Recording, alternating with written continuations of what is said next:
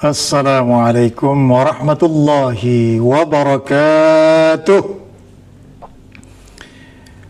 Alhamdulillah alladzi nahmaduhu wa nasta'inuhu wa nastaghfiruh wa na'udzu billahi min shururi anfusina wa min sayyiati a'malina. Man yahdihillahu fala mudilla lahu wa man yudlil fala hadiya lahu. Wa ashhadu an la ilaha illallah wahdahu la syarika lah wa ashhadu anna Muhammadan abduhu wa rasuluh alladzi la nabiyya ba'dah. Allahumma fasalli wa sallim wa barik ala sayyidina Muhammadin wa ala alihi wa sahbihi ajma'in wa man tabi'ahum bi ihsanin ila yaumiddin. Alhamdulillah, Ramadan tahun ini kita jelang kembali dengan penuh perasaan riang gembira serta ucapan-ucapan tahniyah serta ucapan-ucapan marhaba sebagai salah satu bentuk kegembiraan kita, kesyukuran kita, serta cita-cita kita untuk meraih keimanan dan ketakwaan kehadirat Allah Subhanahu wa ta'ala. Berbicara tentang ibadah puasa, sedikit banyaknya terdapat pemahaman-pemahaman yang keliru atau hampir keliru, atau juga ada yang mengatakan satu pemahaman yang salah kaprah, kesalahan yang sudah diketahui tetapi terus dilanjutkan. Salah satu diantaranya adalah bahwa ibadah Ramadan siangnya identik dengan bermalas-malasan, tidak produktif, bahkan karyawan memanfaatkan masjid dan musola di kantor-kantor untuk tidur. Walaupun sebenarnya tidak ada larangan untuk tidur pada bulan puasa, bahkan ada hadis yang selalu dikemukakan bahwa tidurnya orang yang berpuasa itu merupakan ibadah. Akan tetapi, jika ibadah puasa dan tidur menjadi tidak produktif dalam bekerja, sebenarnya inilah yang dikatakan sebagai sesuatu kesalahan dalam memahami konsep ibadah puasa tersebut. Mari kita lihat bagaimana sebenarnya tuntunan Islam kepada kita yang sedang berpuasa. Rasulullah Shallallahu Alaihi Wasallam bersabda, "Sumu tasihhu." Berpuasalah kalian, niscaya kalian akan sehat.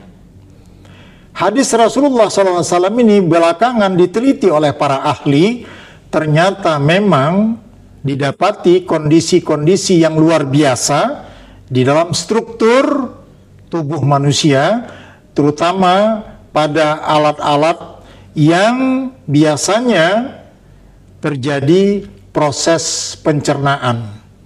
Kalau selama 11 bulan alat-alat pencernaan kita selama ini tidak pernah berhenti bekerja, pada bulan Ramadan walaupun dia bekerja tetapi proses asupan makan telah berjalan sedemikian rupa teratur.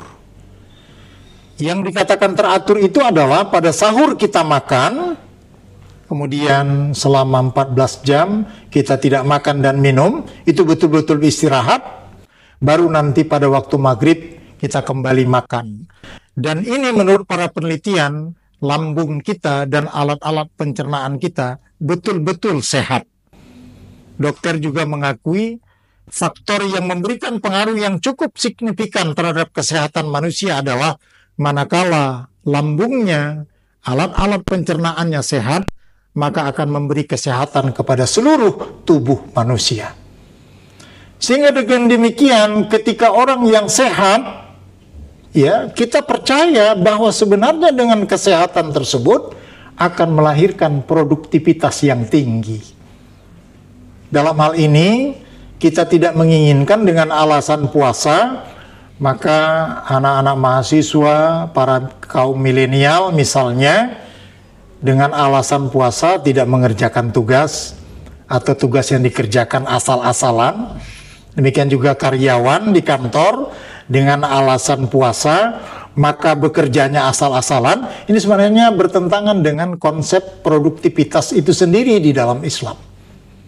Jika kita ingin melihat dalam lembaran sejarah sesungguhnya, ini dicatat oleh para ahli sejarah, kewajiban berpuasa itu terjadi pada tahun kedua Hijriyah. Ya. Dan perang yang cukup besar yang dimenangkan oleh Rasulullah dan para sahabat justru adalah peperangan Badar. Dan perang Badar itu dicatat terjadi pada tanggal 17 Ramadan tahun kedua Hijriyah. Bayangkan kalau memang Allah dan Rasul mengizinkan bahwa dengan alasan berpuasa produktivitas kaum muslimin menurun, dibuktikan dengan peperangan Badar, ternyata umat Islam mampu mencatatkan kemenangan walaupun ketika itu jumlah hanya 300 pasukan melawan 1000 pasukan Quraisy. Ya, sebenarnya selain daripada usaha yang dilakukan oleh baginda Rasulullah SAW, sebenarnya kemenangan umat Islam pada perang Badar itu sebenarnya adalah pertolongan dari Allah Subhanahu Wa Taala dengan menurunkan 9.000 malaikat yang tidak terlihat.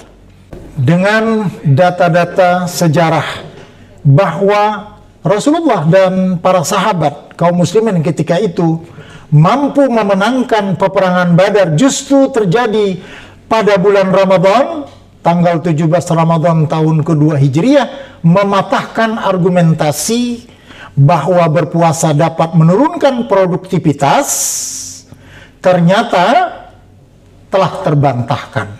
Oleh karena itu, para kaum milenial, mari dengan ibadah puasa Ramadan ini jangan justru merendahkan dan menurunkan produktivitas, sebaliknya dengan ibadah puasa kita akan meningkatkan produktivitas kita sehingga kita sebagai kaum muslimin yang menjadi pemenang.